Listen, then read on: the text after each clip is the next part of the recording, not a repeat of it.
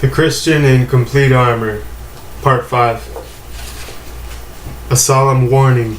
Is the Christian strength in the Lord and not in himself? Surely then, the person outside of Christ must be a poor, impotent creature, helpless to do anything to effect his own salvation.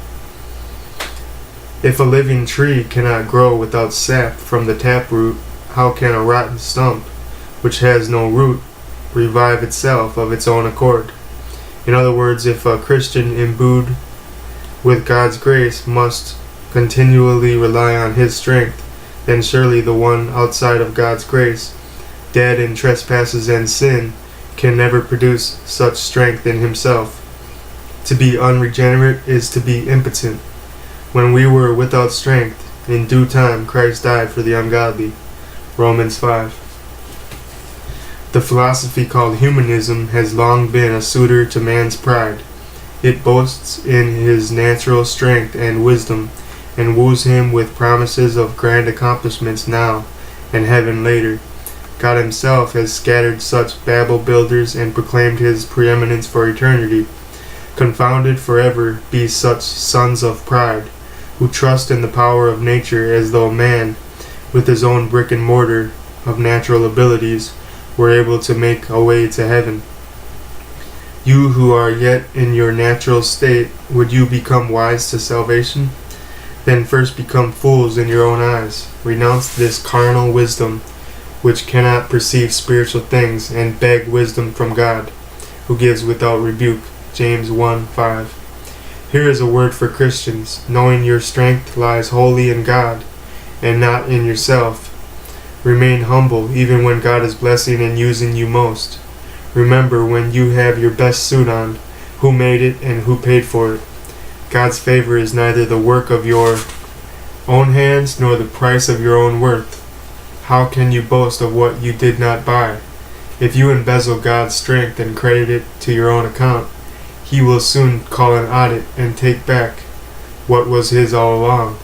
Even when he seems the most generous with your spiritual allowance, he still keeps the account in his own name, and can at once reduce you to spiritual poverty if you misappropriate his grace.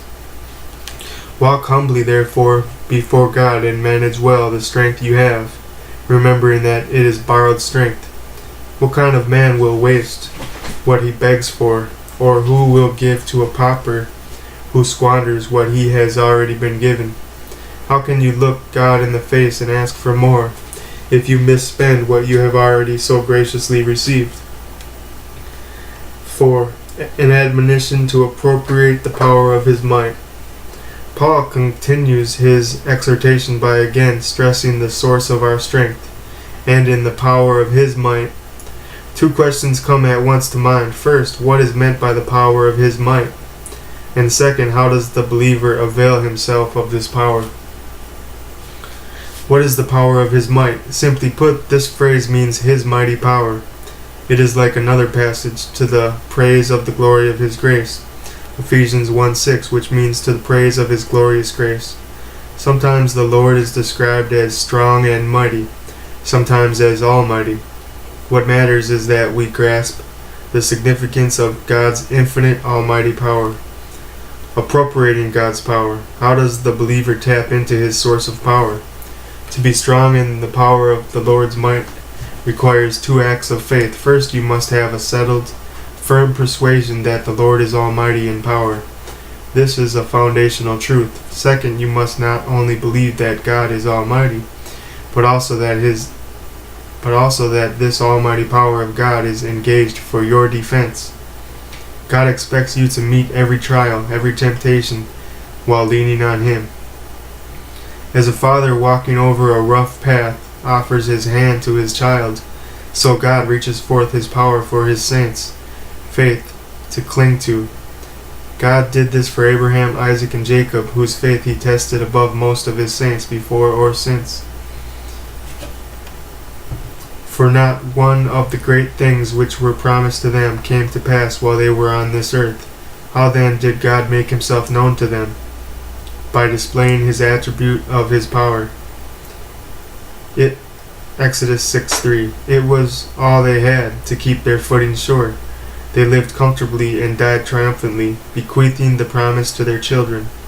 They never doubted because God Almighty had promised. Okay, that's part 5.